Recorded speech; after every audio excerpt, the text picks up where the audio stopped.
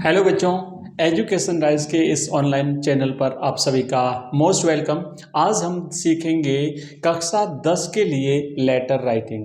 देखिए, letter writing आपका 5 number का टॉपिक होगा बच्चों, और 5 नंबर के इस टॉपिक में टोटल आपके 3 प्रकार के फॉर्मेट बनेंगे। ठीक है, तो देखो 3 नंबर का जो फॉर्मेट बनेगा वो कैसे बनेगा, मैं थोड़ा सा यहाँ पे आपको समझाता हूँ। ये जो आपका लेटर राइटिंग है, इस लेटर राइटिंग में अगर हम लेटर को देखें तो आपके दो तो हो गए लेटर। एक होता है पर्सनल लेटर, ठीक है ना, एक होता है आपका personal letter, PERSONAL, personal letter. और दूसरा होता है आपका official letter, OFFICIAL, official letter. और एक होता है आपका ईमेल राइटिंग, है ना।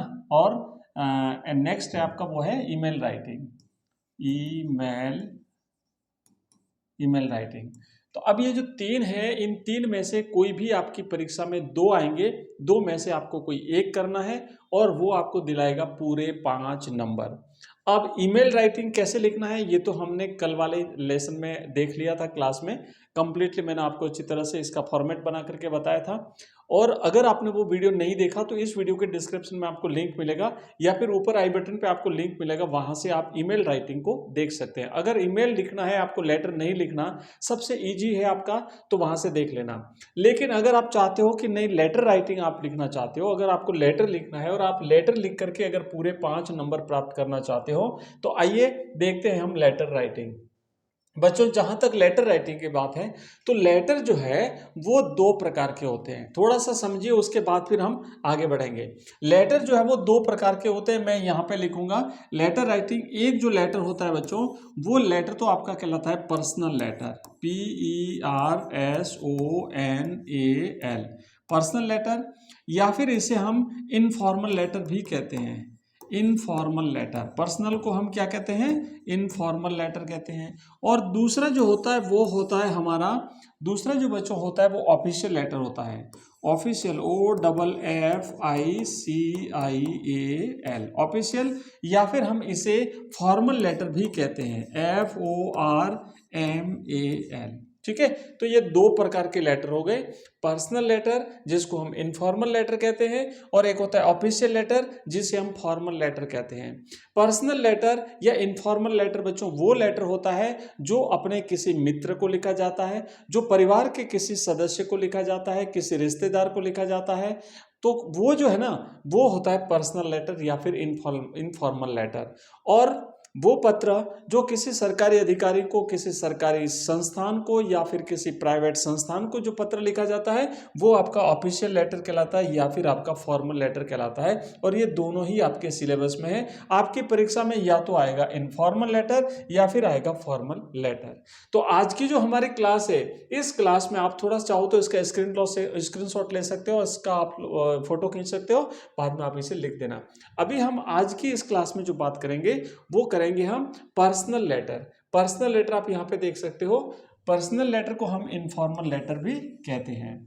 तो आज के इस क्लास में इनफॉर्मल लेटर का मैं आपको एक शानदार पैटर्न, इसका एक शानदार फॉर्मेट बताऊंगा। आपने आज से पहले कभी अगर लेटर नहीं भी पढ़ा है ना, तब भी आप आराम से लेटर लिख करके 5 नंबर ला सकते हैं। ये जो लेटर होता है बच्चों, ध्यान से समझना, जो पर्सनल लेटर है ये या तो अपने मित्र को लिखा जाता है, या फिर किसी रिलेटिव को, सगे संबंधी को लिखा जाता है, या फिर अपने परिवार के किसी सदस्य को लिखा जाता है, जैसे पिताजी को लिखा है, मदर को लिखा है, भाई को लिखा है, अंकल को लिखा है, आंटी को लिखा है, या फिर किसी जो दूर परिचित के रिश्तेदार होते हैं या मित्र होते हैं उनको ये पत्र लिखा जाता है। तो ऐसा जो पत्र होता है वो हमारा कहलाता है पर्सनल लेटर या इनफॉर्मल लेटर। क्योंकि इनफॉर्मल लेटर और फॉर्मल लेटर में थोड़ा सा अंतर है, ज़्यादा डिफरेंस नहीं है, थोड़ा सा डिफरेंस है, समझना है आपको। स्टेप बाय स्टेप हम आगे बढ़ेंगे एक एक चीज़ को समझते हुए। और अगर आप पूरे में से पूरे नंबर लाना चाहते हैं तो क्लास को कंप्लीटली देखना। अगर आपने जरा भी टॉपिक स्किप किया, वीडियो को, कोई भी इंपॉर्टेंट चीज़ अगर आप चूक गए तो फिर आपके नंबर कट जाएंगे। अब हम सीखेंगे इसका फॉर्मेट क्या होता है। फॉर्मेट का मतलब समझते हो, इसका एक निर्धारित खाका होता है, एक निर्धारित ढांचा होता है कि सबसे पहले क्या लिखेंगे, उसके बाद क्या लिखेंगे, उसके बाद क्या लिखेंगे। ठीक है ना, इसका निर्धारित जो फॉर्मेट है वो हम समझते हैं। आओ नेक्स्ट पेज पे चलते हैं। देखो, यहाँ पे आप देख रहे हैं कि हमारे पास सबसे पहले जो है वो एड्रेस लिखना होता है। तो हमारे पास एड्रेस के लिए बच्चों 3 लाइनों में आप चाहो तो अपना एड्रेस लिख सकते हो। ये 3 लाइनें हैं, 1 लाइन, 2 लाइन और 3 लाइन। इन 3 लाइन में एड्रेस किसका लिखा जाएगा? ध्यान रखना यहाँ पे sender's address, SENDER। Sender's address का मतलब होता है बच्चों पत्र भेजने वाला, ADDRESS, मतलब पत्र भेजने वाले का पता लिखा जाएगा। जो व्यक्ति पत्र लिख रहा है उसका एड्रेस यहाँ पे लिखा जाएगा। ध्यान रखना एड्रेस कैसे लिखेंगे? सबसे पहले लिखना है आपको हाउस नंबर। फॉर एग्जांपल आपने यहाँ पे लिख दिया 101, मान लो 101, ठीक है। तो पहले तो मकान का नंबर लिखना है, उसके बाद फिर मकान का नाम लिखना है। जैसे कई लोग अपने मकान का नाम दे देते हैं, है ना, कोई भी ऐसे जैसे आदर्श विला हुआ या गीतांजलि हुआ या ऐसा कोई भी नाम, तो वो यहाँ पे आपके मकान का नाम आएगा। यहाँ पे आप किस मोहल्ले में रहते हैं, आपका जो एरिया है उस लोकेलिटी का नाम आएगा। यहाँ पे आपके शहर का नाम आएगा। तो इस तरीके से ये जो एड्रेस लिखने का बेस्ट फॉर्मेट होता है वो 3 लाइनें होती हैं। पहले मकान का नंबर, फिर मकान का नाम, उसके बाद फिर आपकी गली का मोहल्ले का नाम, उसके बाद फिर आपके शहर का नाम। आप चाहे तो इसे 2 लाइन में भी लिख सकते हैं, लेकिन आदर्श जो फॉर्मेट होता है वो 3 लाइनों का होता है। इसके बाद में आपको 1 लाइन छोड़ करके आपको यहाँ पे डेट लिखनी है, और जैसे जिस दिन आपका एग्जाम है ना, आप अपने एग्जाम की डेट लिख सकते हैं। फॉर एग्जांपल जैसे 8 मार्च को आपका एग्जाम है, तो आप यहाँ पे लिखेंगे 8 मार्च 2025। आप इस तरीके से लिख देंगे। फिर आपको क्या करना है, नेक्स्ट लाइन में आपको लिखना है सैल्यूटेशन। 1 लाइन छोड़ करके फिर ये लिखना है, थोड़ा सा इसे ना गैप रखना है।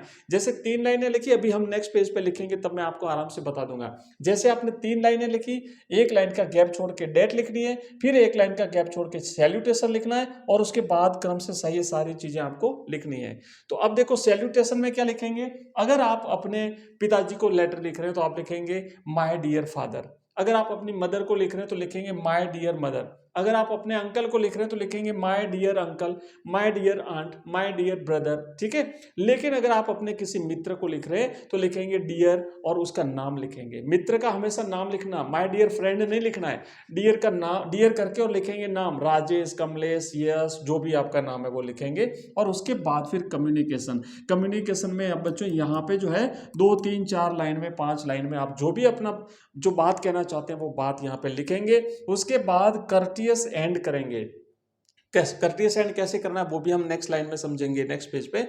उसके बाद सब्सक्रिप्शन हो जाएगा, और उसके बाद एंड में अपना सिग्नेचर हो जाएगा। ये होता है एक इनफॉर्मल लेटर, एक पर्सनल लेटर लिखने का फॉर्मेट। अच्छी तरह से इसका स्क्रीनशॉट चाहो तो ले लो, ताकि आपके ये काम आएगा। नेक्स्ट पेज पे चलते हैं, एक लेटर लिखते हैं कैसे लिखना है। फॉर एग्जांपल आप समझिए, यहाँ पे एक क्वेश्चन दिया हुआ है। क्या दिया हुआ प्रश्न कि इमेजिन का मतलब होता है बच्चों कल्पना कीजिए। आप लिखते जाइए, एक एक चीज मैं क्लियर कर देता हूं।